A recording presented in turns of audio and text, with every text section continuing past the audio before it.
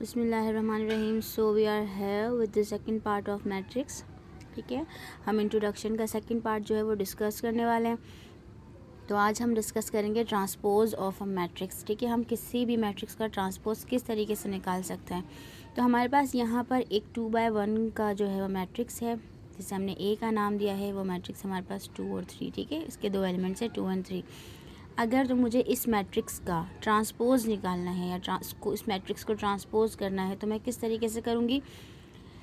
हमारे पास जो भी मैट्रिक्स है उसके जो रो के एलिमेंट्स कॉलम के एलिमेंट्स है, उसको मैं रो के एलिमेंट्स बना दूँ या कॉलम को तब्दील कर दूँ रो के अंदर, तो वो उस मैट्रिक्स का ट्रांसपोज कहलाता है। ठीक है, और हम इसके ऊपर एक छोटा सा स्मॉल टी डिनोट करवा देते हैं ताकि ये पता चल सके कि इस मैट्रिक्स का ही ट्रांसपोज है। अगर हम अपनी सेकेंड एग्जाम्पल की तरफ देखें तो हमारे पास यहाँ पर 2/2 का एक स्क्वायर मैट्रिक्स है। इसके हमारे पास 4 एंट्रीज़ हैं 2, 3, 1, 6। ठीक है, तो हमको क्या करना है, इसका ट्रांसपोज निकालना है। इसका ट्रांसपोज हम किस तरह निकालेंगे, इसका जो रो 1 है उसको इसका कॉलम नंबर 1 बना देंगे और इसकी सेकंड रो को उसका सेकंड कॉलम बना देंगे। तो ये जो है वो उसका ट्रांसपोज हो चुका। ओके, इक्वलिटी ऑफ मैट्रिसेस क्या है, हम कब कहते हैं कि दो जो मैट्रिसेस हैं वो आपस में बराबर हैं। ठीक है, पहला, if they have same order, अगर दोनों का ऑर्डर सेम है या दोनों के एलिमेंट्स जो है वो इक्वल हैं, तो हम कहेंगे कि वो दोनों मैट्रिक्स एक दूसरे के बराबर हैं। ठीक है, फर्स्ट इनका ऑर्डर बराबर होना चाहिए, सेकंड इनके एलिमेंट्स जो है वो इक्वल होने चाहिए।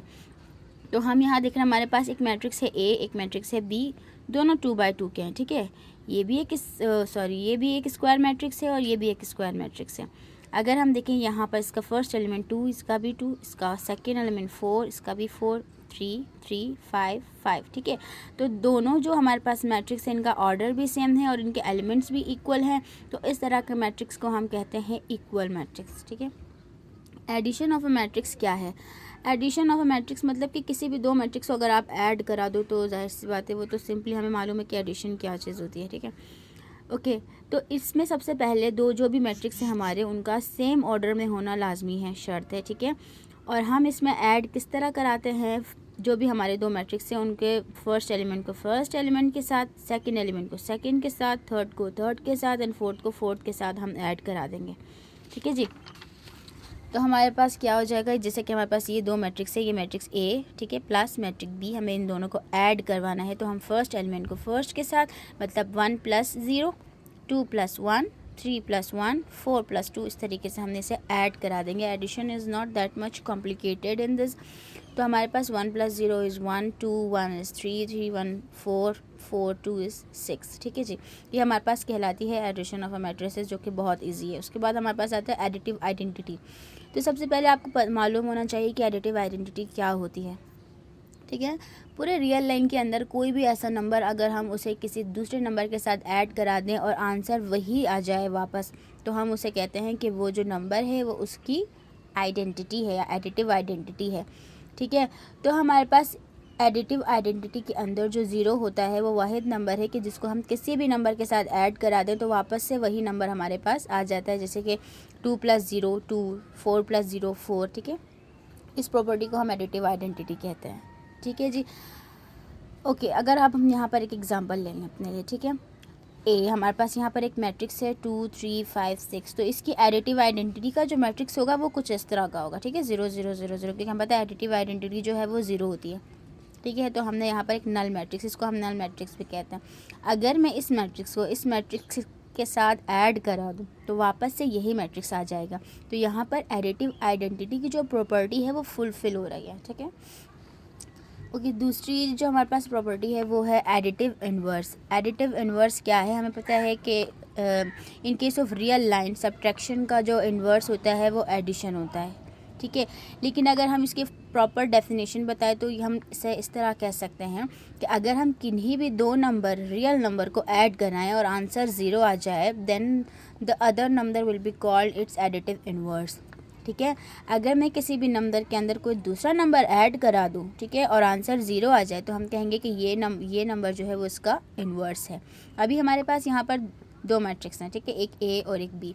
अगर मैं इन दोनों को ऐड करवा देती हूँ तो हमारे पास आंसर यहाँ पर क्या आ रहा है, 0 0। तो हमें पता चला यहाँ से कि 3 का जो एडिटिव इन्वर्स है वो -3 है, -4 का एडिटिव एडिटिव इन्वर्स 4 है, ठीक है। बेसिकली हम ये कह सकते हैं कि सब्ट्रैक्शन का इन्वर्स एडिशन होता है और एडिशन का जो है वो सब्ट्रैक्शन होता है, तो ये प्रॉपर्टी भी यहाँ फुलफिल होती है। इसके बाद हमारे पास एक commutative property with respect to addition. Commutative property with respect to addition कौन सी प्रॉपर्टी होती है, ठीक है। अगर हम किन्हीं भी दो रियल लाइन के नंबर्स ले लेते हैं, ठीक है, उनको ऐड करवा देते हैं, ठीक है, अगर हम उनका इन्वर्स मतलब उनको उलट कर दें, पहले a प्लस बी उसके बाद b प्लस ए, अगर दोनों का आंसर सेम आ जाता है तो हम कहते हैं कि ये कम्यूटेटिव प्रॉपर्टी को पूरा कर रहा है या फुलफ़िल कर रहा है, ठीक है। हमने क्या कहा, for all A B belongs to real line. अगर हम रियल लाइन से कोई भी दो नंबर ले रहे हैं a और b, चाहे हम उसको पहले a को ऐड करा दे b के साथ या b को ऐड करा दे a के साथ, दोनों के आंसर्स अगर सेम आ रहे हैं इट मीन के कम्यूटेटिव प्रॉपर्टी को होल्ड करता है। तो अब हम यही चीज़ मैट्रिक्स के अंदर देखेंगे। हमारे पास यहाँ पर दो मैट्रिक्स हैं, matrix a and matrix b। इन दोनों को ऐड करवा दिया, ठीक है। पहले हमने a को b के साथ ऐड करवाया तो हमारा आंसर ये आया, फिर हमने b को a के साथ ऐड करवाया तो हमारा आंसर ये आया। आप देख सकते हैं क्लियरली दोनों का आंसर सेम है।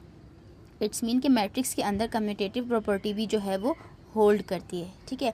उसके बाद हमारे पास आता है एसोसिएटिव प्रॉपर्टी।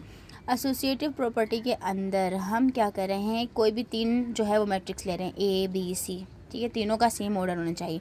अगर हम उन्हें क्या करें, पहले b मैट्रिक्स को c के साथ ऐड करा दें, फिर उसे a के साथ ऐड करा दें, या पहले a और b को ऐड करा के फिर c के साथ ऐड करा दें, दोनों का आंसर सेम आ जाए, तो हम ये कहेंगे कि हमारे मैट्रिक्स जो है वो एसोसिएटिव प्रॉपर्टी को होल्ड करता है, ठीक है। तो ये बहुत ईजी है। ये कुछ प्रॉपर्टीज़ है जैसे कम्यूटेटिव प्रॉपर्टी है, एसोसिएटिव प्रॉपर्टी है, एडिटिव इन्वर्स, एडिटिव आइडेंटिटी, ये वो चीज़ें हैं, ये ग्रुप की वो प्रॉपर्टीज़ हैं जो कि मैट्रिक्स अपने अंदर होल्ड करती है। इसी तरीके से लास्ट हमारा जो है वो है सब्ट्रैक्शन ऑफ अ मैट्रिसेस, कि हम मैट्रिक्स को किस तरह सब्ट्रैक्ट करते हैं। बिल्कुल सेम वही प्रोसीजर है जो कि हमारा एडिशन के अंदर होता है, ठीक है। अगर हमें किन्हीं भी दो मैट्रिक्स को आपस में सब्ट्रैक्ट कराना है तो it should be have same order, ठीक है, और हम उसको एलिमेंट से, फर्स्ट एलिमेंट को फर्स्ट एलिमेंट से, सेकंड को सेकंड से, थर्ड को थर्ड के और फोर्थ को फोर्थ के साथ जो है वो सब्ट्रैक्ट करा देंगे तो हमारे दोनों मैट्रिक्स का सब्ट्रैक्शन हो जाएगा। तो ये यहाँ पर हमारा सेकंड पार्ट जो है वो मैट्रिक्स का कवर होता है। इसके बाद हम थर्ड पार्ट की वीडियो बनाएंगे जिसके अंदर हम आपको मज़ीद फर्दर उसके बारे में, मैट्रिक्स के बारे में आगे आपको समझाएंगे। आई होप कि आप सबको समझ में आ गया। अगर आपको इससे रिलेटेड कोई भी क्वेश्चन करना है तो आप उसको कमेंट सेक्शन में बता सकते हैं।